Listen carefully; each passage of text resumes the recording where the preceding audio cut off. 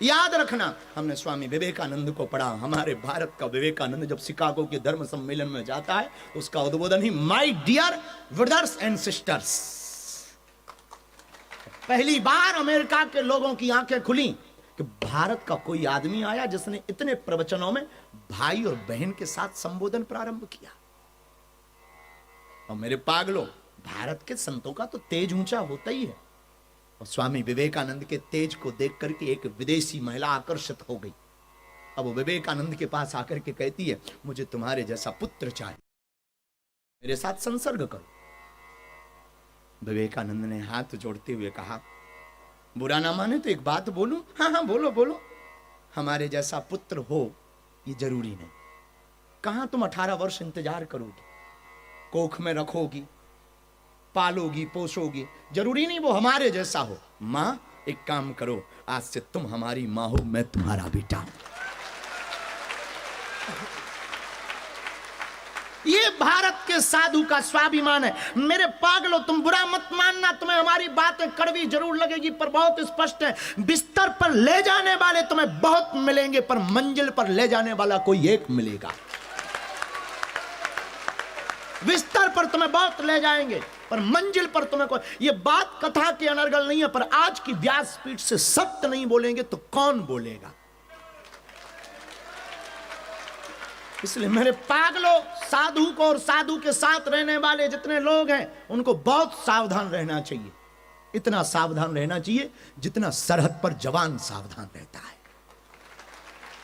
कितना सावधान रहना चाहिए। अब ये तर्क देंगे तो कई लोगों का पेट खराब होगा, पर देने में बहुत मजा आ रहा है। कभी आप, हमने तो प्रैक्टिकल किया, तुमने किया खबर नहीं, बिना कुंडी की बाथरूम में घुसो, जितना चौकन्ना आदमी वहां रहता है,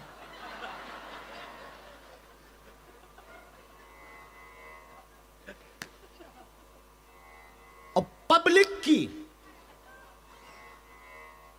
और चहल पहल मची हो बाहर, और कुंडी हो ना, और तुम बैठे हो, जितना सावधान वहां आदमी रहता, शायद कहीं रहता होगा कि पोल ना खुल जाए। खिड़की खुली नहीं कि पोल खुली, नजारा कुछ अलग होगा, सितारे कुछ अलग होंगे। वहां बहुत सावधान आदमी रहता है। बुरा ना मानना, ये तर्क देने में तुम्हें मजाक लगेगा, पर मजाक मजाक में मीठी गोली में कड़वी है। जितना आदमी वहां सावधान रहता, उतना ही साधु और साधु के शिष्यों को सावधान रहना चाहिए, उतना ही सावधान। बहुत बड़ा बनना है। इसलिए हमारी बहुत प्यारी आदत है, बहुत प्यारी आदत है। कोई भी हमारे पास या जीवन में आता है, हम उनको प्रार्थना करके कह देते, बहन माता जी क्षमा करो। और एक बात, आज हमको किसी ने पूछा भी है तो हमें बोलने में दिक्कत नहीं, गुरुजी आपके साथ फोटो बहुत लोग रखते हैं, हाँ आपके चेले बहुत फोटो रखते हैं, आपके साथ दिखाते हैं, तो हम उनको आपका माने या किसका माने? माय डियर, हमारा इस दुनिया में कोई नहीं है हमारे सिवा, और भरोसा भी मत करना, उसके जिम्मेदार तुम स्वयं हो गए, क्योंकि हमारी जिंदगी में केवल हमारी गारंटी है। हम अपनी गारंटी ले सकते, वो भी गुरु कृपा से, अपने बल पे नहीं ले सकते, गुरु कृपा से, क्योंकि नाम बदनाम करना बहुत आसान है। इसलिए मेरे पागलों, खैर ये बात तो बहुत मजे की थी, पर हम आपको सावधान करना, सावधान बहुत। तो भक्ति में अहम और संसार में वहम बहुत खतरनाक। संसार में भ्रम और भक्ति में अहम बहुत खतरनाक है। इसलिए भक्ति के मार्ग में तुमको अगर चलना है तो बहुत सावधान रहो, और याद रखो, तुम तब तक भगवान को नहीं पा सकते जब तक तुम अपने आप को भूलोगे नहीं। ईश्वर को पाने का एक रास्ता है, पहले तुम अपने आप को भूलो। यूनान की एक कथा है, बहुत प्रसिद्ध कथा है। यूनान के एक दार्शनिक ने लिखा कि यूनान में उस जमाने में एक बहुत प्रसिद्ध मूर्तिकार हुआ, बहुत प्रसिद्ध मूर्तिकार, और उसने ऐसी ऐसी मूर्तियां बनाई कि लोग जीवित समझते थे।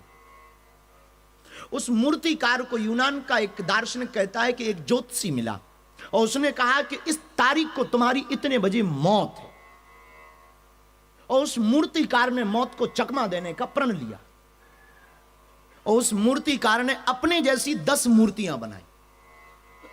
हूबहू एक जैसी। और जब मौत का टाइम आया तो वो उन मूर्तियों के बीच में जाके खड़ा हो गया। यूनान का दार्शनिक कहता है कि वो मौत जब उसके घर पर दस्तक दी तो सच में मौत चकरा गई कि यहां तो एक जैसे 10 आदमी, मुझे ले एक को जाना है, इसमें असली कौन है और नकली कौन है। और इसने श्वास रोकने का अभ्यास शुरू कर दिया था, तो श्वास रोक के खड़ा होगा। मौत लगभग 1 घंटे तक खड़ी रही, वापस भगवान के पास गई, भगवान से बोली कि आज पहली बार पृथ्वी के किसी आदमी ने चकमा दिया। अब यह बात अलग है कि वो आदमी हो सकता सिडनी का हो, यूनान में था, पूर्व जन्म में हो सकता तुम लोगों के बीच का। लोग कहते हैं कि भगवान ने उस मौत को कान में एक बात बोली कि ये जाकर तुम वहां बोल, पता लग जाएगा असली कौन है और नकली कौन। और यूनान की वो प्रसिद्ध दार्शनिक की कथा कहती है कि वो आया, मौत आई, वो फिर खड़ा था श्वास रोके हुए। मौत जब चली गई तो उसने श्वास छोड़ा और फिर से जैसी आहट सुनी तो फिर से श्वास भर ली और ठहर गया। 10 मूर्तियां एक जैसी, हूबहू नाक, हूबहू कान, अब वो प्यारी सी एकदम, बाल बहुत अच्छे, ऐसे लग रहा था सभी पुतले नहीं है, सभी 10 मूर्तियों की फोटोकॉपी है, एक ही इंसान 10 रूप में खड़ा हुआ है। मौत आई और मौत ने 10 को देखा और थोड़ा पीछे हटी और पीछे हट करके बोला और तो सब ठीक है, एक भूल रह गई। तो जो असली वाला था तो तुरंत बाहर निकल के बोला क्या भूल रह गई।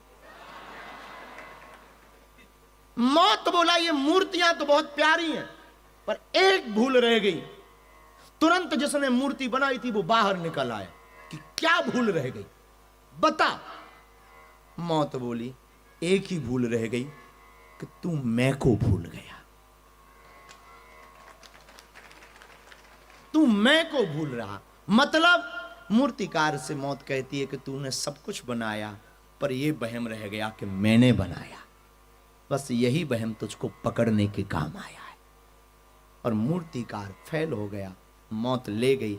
मेरे पागलों, इस कहानी का आशय यह है कि अगर मैं शब्द जिंदगी का हट जाता उस मूर्तिकार के जीवन से तो शायद वो मौत को चकमा दे पाता, पर ऐसा संभव नहीं है। लेकिन मेरे पागलों, तुम्हें तो अपनी जिंदगी में मैं को हटाना पड़ेगा। अगर तुम मैं को हटा दोगे तो हम गारंटी के साथ कहते हैं कि तुम मर जाओगे पर तुम नहीं मर पाओगे। तुम्हें कोई मार नहीं सकता। मैं खत्म होते ही कहानी खत्म हो जाती है। मैं खत्म होते ही आदमी का अस्तित्व अलग हो जाता है। मैं खत्म होते ही व्यक्ति की जिंदगी एक नई रास्ते पर चलने लगती, दौड़ने लगती।